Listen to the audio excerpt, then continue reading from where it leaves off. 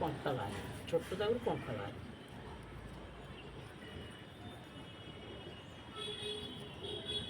ବେଗେ ବେଗେ ସଫା କର ହେଲା ଖାଇବ ଯେ। ମୁଁ ଆହୁରି ଆଇଲି ବା ମୋତେ ମୁଁ ସେଇଥିପାଇଁ ମନା କରୁଥିଲି ମୁଁ ଏଇ ଛଡ଼ା ଛଡ଼ି ସେ କହୁଛି ହଁ ହାତରେ ଏମିତି ଏମିତି କରିଦେଲେ ହେଇଯିବ ସେ ବେସିନରେ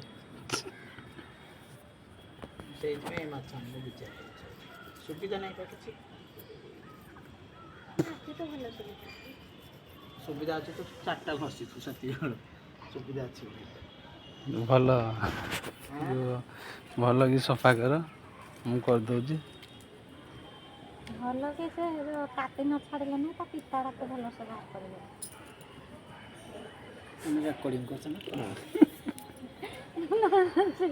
ପିତା ବାହାରେ ତା ଭିତରେ ପିତ୍ତ ଗୁଡ଼ାକ ହେଇବା ହଁ କାହିଁ ଘରେ ନଥିବ ତା ଆଇଡ଼ିଆ।